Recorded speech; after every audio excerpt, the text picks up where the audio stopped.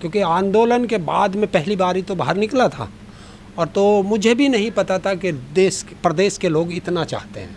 जिस तरीके से लोगों का प्यार मिला बहुत अच्छा है, चुनाव बहुत अच्छा रहा, अच्छे जनता ने वोट दिए। लेकिन आप तो इस बार जो चुनावी रैलियों में जो आप गए, समाजवादी पार्टी की रैलियों में आप सबसे ज़्यादा दिखाई दिए। हाँ, देखिए भाई, हम लोग कह के आए थे, देखिए बीजेपी से हम दुखी थे, हम लोग बीजेपी के खिलाफ थे।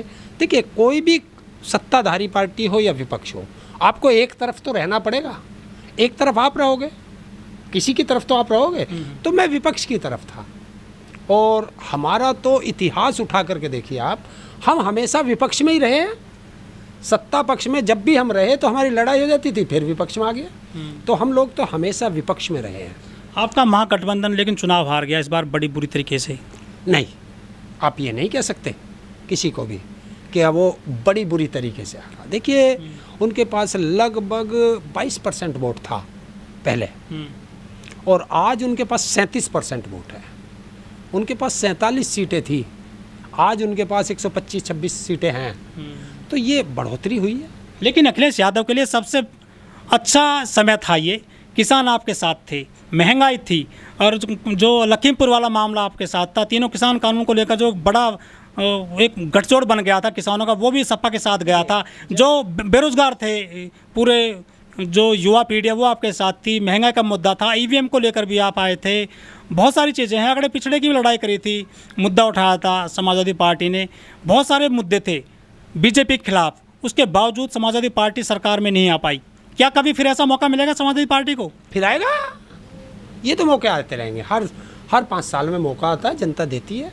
हमारा संविधान है वो 5 साल में देता है। लेकिन हमारे यहाँ एक बहुत बड़ा जो धर्म का मामला है, इस धर्म से बचना पड़ेगा। अगर देश इस धर्म की लड़ाई में लड़ता रहा ना, तो एक दिन देश बर्बाद हो जाएगा। तो धर्म की राजनीति तो अखिलेश भी करते हैं ना? नहीं, धर्म की नहीं करनी चाहिए।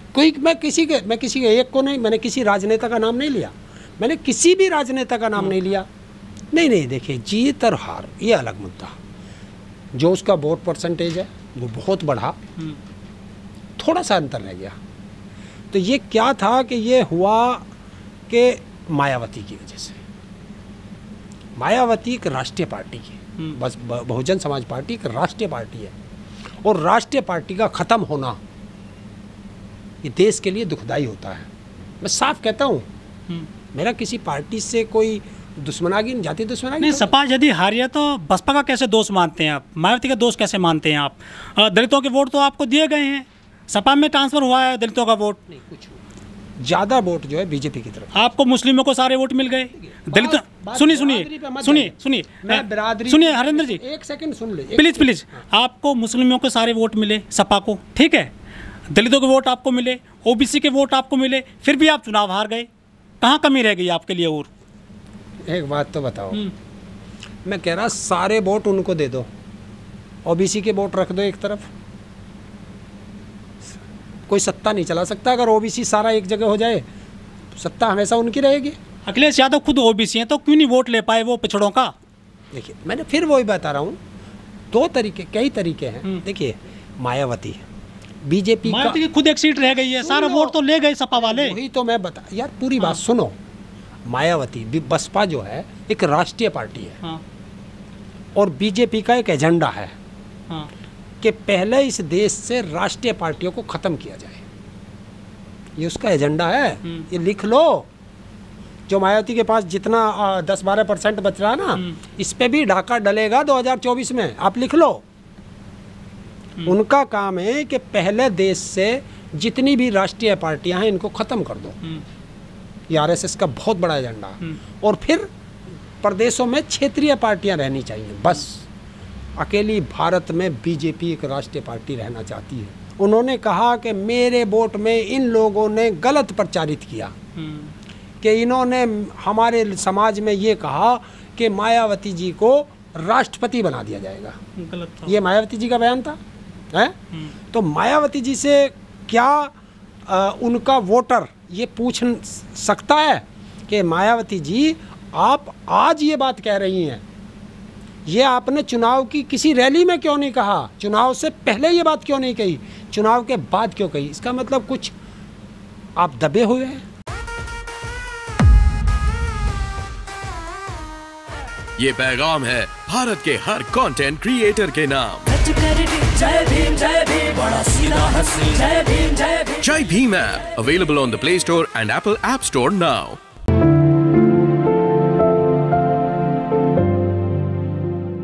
नमस्कार, मैं ओमदेव। आज हम हैं हरेंद्र ताऊ जी के पास। हम गाजियाबाद में हैं और आज काफ़ी गर्मी भी है। आपको बता दें कि पिछले साल इन दिनों में हम गाजीपुर बॉर्डर पर मिलते थे ताऊ जी से और बड़ा आंदोलन चल रहा था उस दरमियान।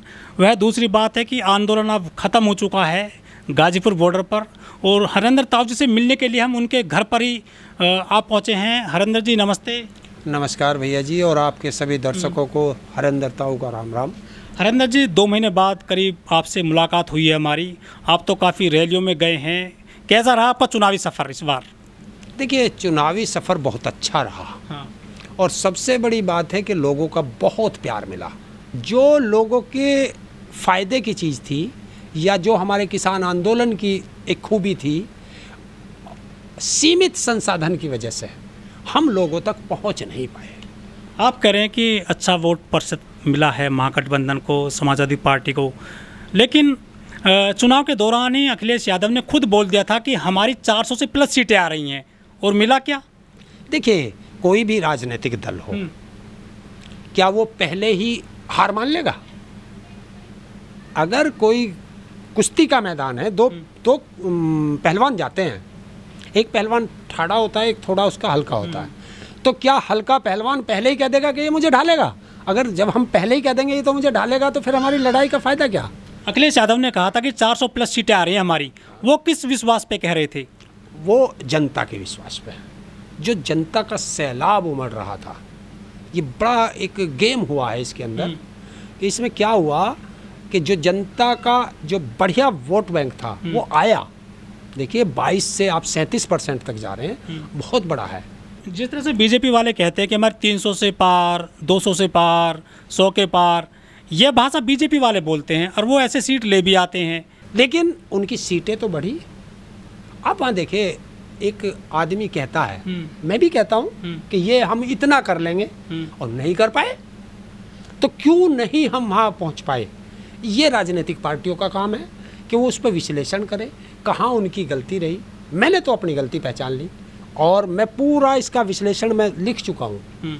मैं पूरा एक एक चीज़ लिख चुका हूँ, किस कारण से इसे सीट कम मिली, किस कारण से इसे वोट कम मिली, किस कारण से दूसरी पार्टियों के साथ ऐसा हुआ, किस कारण से उसे ज़्यादा सीट मिली, किस कारण से उसे ज़्यादा वोट मिली। मैंने पूरा एनालिसिस कर रखा है।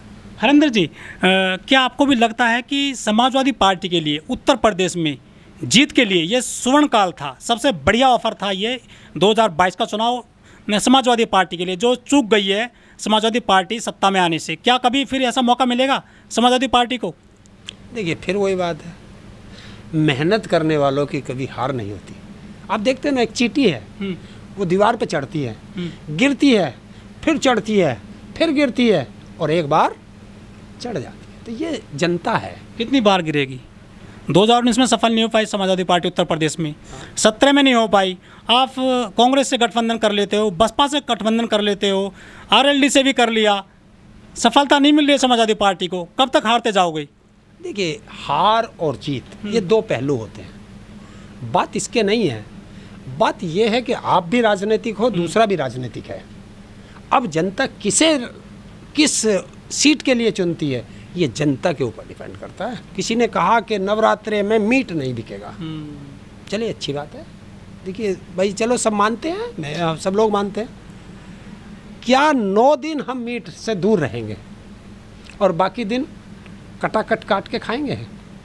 तो फिर हमारा धर्म कहाँ है? क्या हमारा धर्म सिर्फ ही 9 दिन ही चलेगा, बाकी दिन हमारा धर्म नहीं चलेगा? हैं? मीट हम खाएंगे नहीं, नवरात्रि में शराब हम पिएंगे, ऐसा क्यों? अरे अगर 9 दिन में मुझे ये बंद कराना, तो पूरे हिंदुस्तान के अंदर एक भी मीट फैक्ट्री नहीं चलेगी, बंद कराओ। एक भी दारू की दुकान नहीं खुलेगी। क्यों? दारू की दुकान इसलिए खुलेंगी कि वो सरकार को टैक्स जाता है, मानते हो? तो ये जो हमें आपस में इस सिखा रखा ना धर्म की अफीम, इससे हमें बचना पड़ेगा। वो बीजेपी तो अपने एजेंडे में लेकर चलते हैं कि हम हिंदुओं को मजबूत करेंगे, हिंदुत्व की राजनीति करेंगे, वही तो कर रहे हैं वो। देखिए, ये हिंदुत्व की राजनीति नहीं कहते इसे, ये कहते हैं धर्म को बर्बाद करना। इसे राजनीति नहीं कहते, इसे कहते हैं धर्म को बर्बाद करना। क्योंकि कभी आप देखो कोई झगड़ा करने वाला कभी मरा है क्या? झगड़े में नहीं मरता। मरेंगे कौन? झगड़ा करके वे तो निकल जाएंगे, तुम और हम लड़ जाएंगे आपस में, या तो मैं मर जाऊंगा, आप मर जाओगे, या आपके मर जाएंगे, मेरे मर जाएंगे, वो नहीं मरेंगे। लेकिन मोदी जी ने जब रैली करी थी उत्तर प्रदेश में, पहली बाकायदा बोल दिया था कि लाल टोपी वालों से बच के रहना। लड़ाई जो है सपा की और बीजेपी की दिखाई गई थी देश की मीडिया में भी। किस मीडिया की बात करते हो आप? तो मीडिया ने, एक भी मीडिया को बताओ जिसने विपक्ष को दिखाया हो, एक मीडिया दिखाओ। नहीं दिखाया ना, तो कैसे तुलना कर लोगे आप?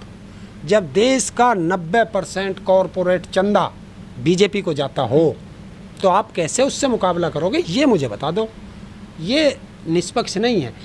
पूरे चुनाव के अंदर विपक्ष ने अगर कोई शिकायत की, क्या चुनाव आयोग ने एक भी शिकायत पर संज्ञान लिया? बता दो। तो जब सारे संस्थान गुलाम हो जाएंगे, बंधुआ हो जाएंगे, तो कैसे आप संविधान की दुहाई दे सकते हो? समाजवादी पार्टी के नेताओं ने बड़े पैमाने पर प्रसारित किया कि बहन जी बीजेपी की बी टीम है।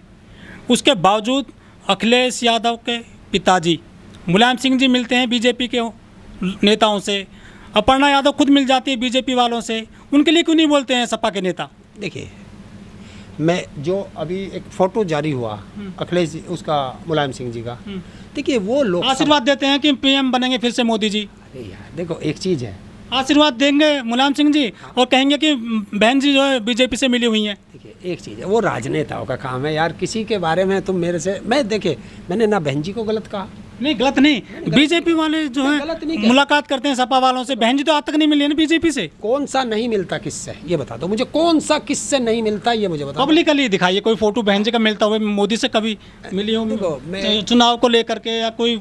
देखिए अब मैं सारों के खंगालने में इतना बड़ा, तो शिवपाल जी जा रहे हैं बीजेपी में। देखिए ये आपका अपना विवेक है। आप जिस पार्टी में है उसे छोड़ के दूसरी में जा सकते हैं, उसे छोड़ के तीसरी में जा सकते हैं, ये आपका विवेक है। मैं कैसे अच्छा, जो अखिलेश चुनाव हारे हैं, जिस तरह से उन्होंने रैलियां करी थी, रोड शो करे थे, लोग कह रहे थे कि सरकार आ रही है, मंत्रालय बंटने शुरू हो गए थे समाजवादी पार्टी के नेताओं में। हार के मुख्य कारण क्या क्या मानते हैं समाजवादी पार्टी के जो चुनाव हारी है? कह रहे थे कि हम मुख्यमंत्री बनेंगे फिर से। देखिए कारण तो बहुत है, जैसे कि बताओ। अब ये कारण अभी वो ऐसा मैं पहले से क्यों बताऊं, उसका एक रीज़न है कि अभी मैंने अखिलेश जी का एक बयान सुना है। वो कह रहे हैं कि अभी कुछ दिन बाद जो है हम जिलों से वो मंगा रहे हैं, उसकी समीक्षा करेंगे। तो उन्हें समीक्षा, वो अपनी समीक्षा करें, वो क्योंकि वो एक राजनीतिक है, मैं राजनीतिक नहीं हूँ। क्योंकि आप सभा में कोई पद ले रहे हैं क्या? देखिए मैं आज तक, अभी आप बात कर रहे हैं, मैं किसी भी पार्टी का, भारत की किसी भी, भारत या देश विदेश की किसी भी पार्टी का सदस्य भी नहीं हूँ। तो आप पद की बात कर रहे हैं? लेकिन आपने कल समर्थन तो किया था सपा को। यार वोट देने का अधिकार है, मुझे किसी को सपोर्ट करने का मंच तो साझा किया था आपने क्या? हाँ मंच किया था, क्योंकि देखिए मुझे जनता से अपनी किसानों की बात करनी थी, और उससे अच्छा मुझे मौका कहाँ मिलेगा कि जहाँ लोग बाग इकट्ठे मिल जाए। क्योंकि मैं इतना संपन्न थोड़ा ही हूँ कि मैं लोगों को कह दूँ भाई सारे लोग यहाँ आ जाओ, अच्छा मंच बना दूँ, माइक लगा दूँ, वो हो सकता है। ये तो राजनीतिक लोग ही कर सकते हैं, क्योंकि उनके पास चंदे का पैसा होता है। अच्छा, 2024 तक जो समाजवादी पार्टी है उसका ग्राफ कितना गिरेगा नीचे को, बता दूँ? देखिए ये बढ़ेगा कैसे? बढ़ेगा। इस चुनाव में बीजेपी के नेता तोड़े, सपा के नेता तोड़े, बीजेपी के तोड़े, बसपा के तोड़े, और गठबंधन भी किया आरएलडी से, वो कुछ वो पूर्व मंत्री भी आपने मिला लिए, मुसलमानों का वोट आपने 4-5 बार ले लिया, सफलता नहीं मिल रही है सपा को। क्या गारंटी है कि अब जो है कभी सत्ता में आ पाएगी सपा? क्यों गारंटी क्या होती है? सारे हथकंडे अपना लिए ना अखिलेश यादव ने, बीजेपी ने सारे हथकंडे अपना लिए। देखो अब मैं अभी जब तुम एक ही बात पार्टी पे आ रहे हो, दिल्ली में सारे हथकंडे अपना लिए, दिल्ली में कामयाब नहीं हुए हैं, लोकसभा में सारी सीट ले गए, वो तो अभी सरकार बना लिए। नहीं देखिए दिल्ली की बात कर रहा हूँ मैं, दिल्ली की, दिल्ली विधानसभा में पूरे हथकंडे अपनाए, कोई छोड़ा तो नहीं था, विधानसभा की सीट नहीं मिली, और जब लोकसभा का चुनाव आया तो सातों की सातों सीट मिल गई। पश्चिम बंगाल में पूरे घोड़े दौड़ाए, नहीं हो पाया। हैं? झारखंड में, छत्तीसगढ़ में नहीं हो पाया। तो ये थोड़ा ही है कि अगर वहाँ ये लोग हार गए तो आगे नहीं लड़ेंगे, लड़ेंगे, चलेगा। ये जनता है। आज जनता किसी मुद्दे पे त्रस्त हो सकती है, सरकार के किसी मुद्दे पे खिलाफ हो सकती है, वो आएगी, आता है। वोट बैंक होता है ये, जो एक परमानेंट होता है वो तो रहता ही है, लेकिन देश के अंदर 30% वोट बैंक ऐसा होता है जो सिर्फ इसी चीज़ को देखता है कि ये गलत है और ये सही है, वो उधर उधर ट्रांसफ़र होता है, वो आता है, जिसकी तरफ वो चला जाता है वो इस हो जाता है। समाजवादी कुनबा बिखरता जा रहा है, शिवपाल भी बीजेपी में जाने की कोशिश कर रहे हैं, उनको मौके मिल रहे हैं, अपर्णा यादव चली गई हैं, क्या लग रहा है ये कुनबा फिर से इकट्ठा हो पाएगा समाजवादी पार्टी का? देखिए, अगर मैं अपना परिवार छोड़ के चला जाऊं तो मेरा परिवार सारा मर जाएगा।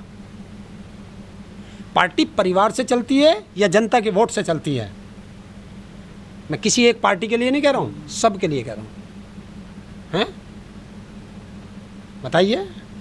देखिए, स्वामी प्रसाद मौर्य जी पहले बीजेपी में उसमें थे, बसपा में थे, बसपा छोड़ के चले गए, बीजेपी में गए, बीजेपी छोड़ के सपा में आ गए, हैं? चुनाव तो हार गए। नहीं, चुनाव हो तो स्टूल मंत्री हार गए, डिप्टी सीएम बनेंगे।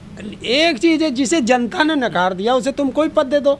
बात जनता के नकारने की है। वैसे अच्छा नेता है केशव प्रसाद मौर्य, अच्छा नेता है, हारना नहीं चाहिए था, लेकिन जिसने हराया वो भी कम अच्छी नेता नहीं है, ये आप ध्यान रखना, वो भी कम अच्छी नेता नहीं है जनता के लिए।